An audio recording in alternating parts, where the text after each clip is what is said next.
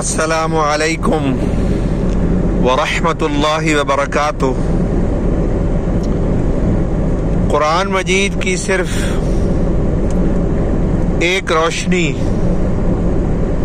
آپ کے ساتھ شیئر کرنی ہے کہ قرآن مجید میں بہت سی چیزیں جوڑے کی شکل میں اللہ تعالی بیان فرماتے ہیں۔ جیسے اللہ جل شانہ نے قرآن مجید میں فرمایا کہ والذین آمنوا وعملوا الصالحات، جو لوگ ایمان لائے اور انہوں نے نیک عمل کیے۔ یہ آمنوا وعملوا الصالحات میں نے ایک دفعہ گنتی کی ہے، 45 مقامات پر یہ اکٹھے آئے ہیں۔ اللہ تعالیٰ کمی بیشی معاف فرمائے۔ تو یہ جوڑے کی شکل میں آتا ہے کہ ایمان لاؤ اور نیک عمل کرو۔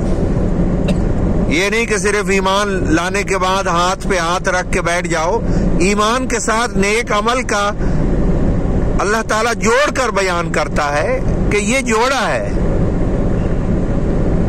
یعنی ایمان اور نیک عمل جوڑا ہے۔ یہ جس میں ایمان ہوگا مسٹ ہے کہ اس کا اثر نیک عمل کی شکل میں ظاہر ہو، یعنی کہ ایمان ہوگا تو پھر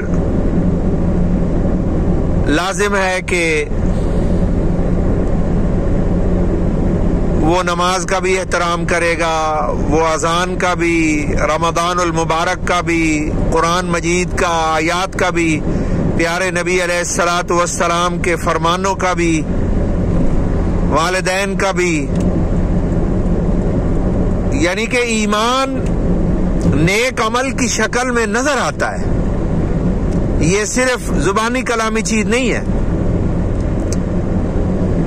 تو ایک تو یہ چیز جوڑے کی شکل میں آتی ہے، جیسے آپ سورۃ العصر میں دیکھتے ہیں کہ والعصر ان الانسان لفی خسر، کہ اللہ تعالیٰ فرماتے ہیں کہ مجھے زمانے کی قسم انسان گھاٹے میں جا رہا ہے، الا الذین آمنوا وعملوا الصالحات، مگر وہ لوگ منافع میں جا رہے ہیں جو ایمان لائے اور جنہوں نے نیک عمل کیے۔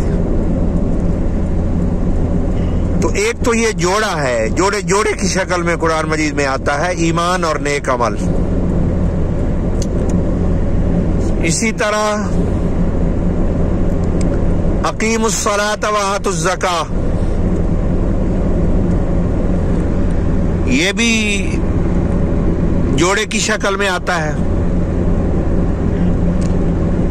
کہ نماز قائم کرو اور زکوٰۃ ادا کرو۔ یہ آپ پورے قرآن میں دیکھیں گے جوڑے کی شکل میں آئے گا۔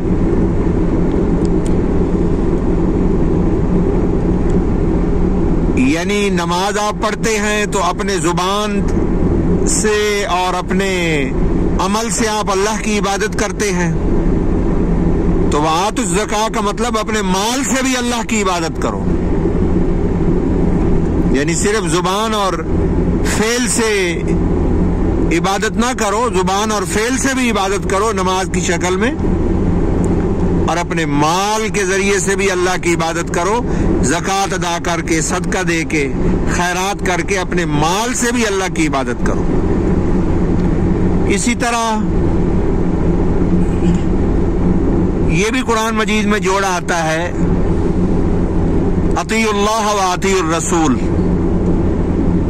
یہ جب آپ کلام الہی کی، ابھی رمضان المبارک آ رہا ہے اور آپ تلاوت فرمائیں گے انشاءاللہ، اس دفعہ آپ کوشش کریں کہ آپ قرآن کی با ترجمہ تلاوت کریں۔ اس دفعہ آپ رمضان شریف کو پچھلے رمضان سے مختلف بنائیں، اور میں آپ کو یہ ریکمینڈ کرتا ہوں کہ آج کل بہت شادیاں ہو رہی ہیں۔ ابھی مجھے ڈرائیور بتا رہا تھا کہ بھائی ہمارے شہر کی تمام گاڑیاں بک ہو گئی ہیں بہت بار آتے ہیں. تو جو نئے جوڑے ہیں ان کو بھی میں ریکمینڈ کرتا ہوں کہ رمضان شریف آ رہا ہے، آپ کی زندگی کا شادی کے بعد پہلا رمضان ہے،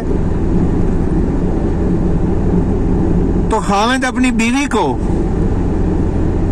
اس رمضان شریف میں پورا قرآن مجید باترجمہ پڑھ کے سنائے. اگر آپ روزانہ ایک پارے کا ترجمہ بہت ٹھہر کے چاہے وقفے کے ساتھ پڑھیں کہ 2 مرحلوں میں آپ پڑھ لیجئے، آدھے پارے کا صبح اور آدھے پارے کا دوپہر کو. اگر شوہر اپنی بیوی کو سناتا ہے قرآن کا ترجمہ تو آسانی سے 40-45 منٹ میں بہت ٹھہر کر پڑھیں، پھر بھی آدھے پارے کا ترجمہ ہو جائے گا. ایک دوسرے کو سنائیں، سنانے سے فائدہ ہوتا ہے. تو دوسرے حضرات کو بھی میں ریکمینڈ کروں گا کہ اس رمضان شریف میں آپ قرآن کی باترجمہ تلاوت کریں. اور جہاں بھی آپ کا سیٹ اپ ہے، یعنی آفس ہے یا گھر ہے یا مسجد، اگر کسی نمازی کو آپ قرآن باترجمہ سنا دیں، یعنی ایک رکوع کا ترجمہ آپ پڑھتے ہیں اور اگلے رکوع کا دوسرا نمازی ترجمہ پڑھ کے سناتا ہے، تو آپ کوشش کریں کہ جب آپ کی مسجد میں قرآن کا ختم ہو 27ویں کی شب کو، تو آپ کا بھی باترجمہ ختم ہو اسی وقت رمضان شریف میں، باترجمہ ختم ہو. اور پڑھ کر سنانا ضروری ہے، اکیلے میں پڑھنے سے پورا فائدہ نہیں ہوتا. تو جب آپ قرآن مجید کو باترجمہ پڑھیں گے تو یہ جوڑے آپ کو نظر آئیں گے جو میں آپ کو بتا رہا ہوں. یعنی آپ کو نظر آئے گا کہ ایمان کے ساتھ نیک عمل کو اللہ تعالیٰ نے جوڑ کر، ویلڈ کر کے، اس کا جز بنا کر قرآن میں بیان کیا ہے. اس کا مطلب ہے مجھے ایمان بھی لانا ہے اور نیک عمل بھی کرنا ہے. اسی طرح اقیم الصلاۃ وآتوا الزکاۃ، اس سے آپ کو پتہ چلے گا کہ مجھے نماز کے ذریعے بھی عبادت کرنی ہے اور مجھے اپنے مال کے ذریعے سے بھی اللہ کی عبادت کرنی ہے. اور اطیعوا اللہ واطیعوا الرسول، یہ جوڑا جب آپ پڑھیں گے قرآن میں تو آپ کو یہ علم حاصل ہوگا کہ میں نے اللہ کی بات بھی ماننی ہے جو قرآن میں ہے، اور پیارے نبی علیہ الصلوۃ والسلام کی بات بھی میں نے ماننی ہے، آپ کے فرمان پر بھی میں نے چلنا ہے. یہی قرآن میں بتایا گیا ہے، اطیعوا اللہ واطیعوا الرسول. اسی طرح ایک اور جوڑا آپ قرآن میں نوٹ کریں گے کہ اللہ تعالیٰ نے فرمایا کہ انشکر لی ولوالدیک، میرا شکر ادا کرو اور اپنے ماں باپ کا شکریہ ادا کرو. یعنی اللہ تبارک و تعالیٰ نے ہمیں بتایا کہ میرا شکر ادا کرنا بھی ضروری ہے اور اپنے والدین کا شکریہ ادا کرنا بھی ضروری ہے. ان کو بھی نظر انداز نہ کرو. اپنے شکر کے ساتھ ان کے شکر کو اللہ نے جوڑ کر قرآن میں جوڑے کی شکل میں بیان فرمایا. یہ سارے عظیم علوم ہیں جو کلام الہی کے اندر موجود ہیں. اسی لیے میں جہاں بھی جاتا ہوں ایمان والوں کے آگے ہاتھ جوڑتا ہوں کہ اللہ کے بندو، اتنا عظیم خزانہ ہے تمہارے گھروں میں کہ اللہ کا کلام ہے تمہارے گھروں میں، اس سے فائدہ اٹھاؤ.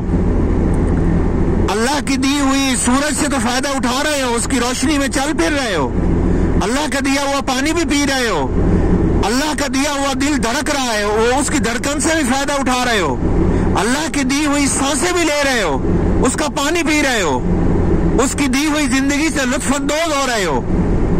تو یار جب ساری چیزیں اللہ کی استعمال کر رہے ہو تو اللہ کے کلام کو کیوں چھوڑ دیا ہے؟ اللہ کے کلام سے بھی منسلک ہو جاؤ. قرآن کو باترجمہ پڑھو، سمجھ کر پڑھو، ایک دوسرے کو سناؤ. اور یہ رمضان شریف آ رہا ہے، اس میں ایک ختم آپ قرآن کا باترجمہ کریں، ٹھہر کر پڑھیں، اپنے گھروں میں ماحول بنائیں. اگر آپ کی بیٹی 5 جماعتیں پاس ہے یا آپ کا بیٹا ہے، اس کے ساتھ ابھی سے آپ پروگرام بنا لیں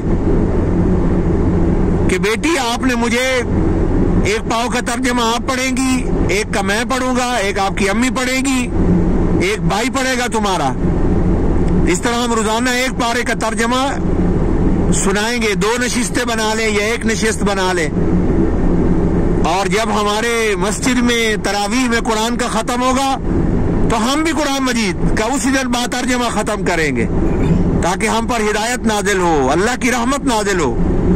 قرآن غور و فکر کی کتاب ہے، رہنمائی کی کتاب ہے، ہدایت کی کتاب ہے. اگر دنیا میں آ کر ہدایت حاصل نہیں کی تو پھر کیا فائدہ دنیا میں آنے کا. اللہ تعالی ہمیں قرآن پاک پر غور و فکر اور تدبر عطا فرمائے. زندگی ایک سفر ہے، اللہ کی طرف واپسی کا.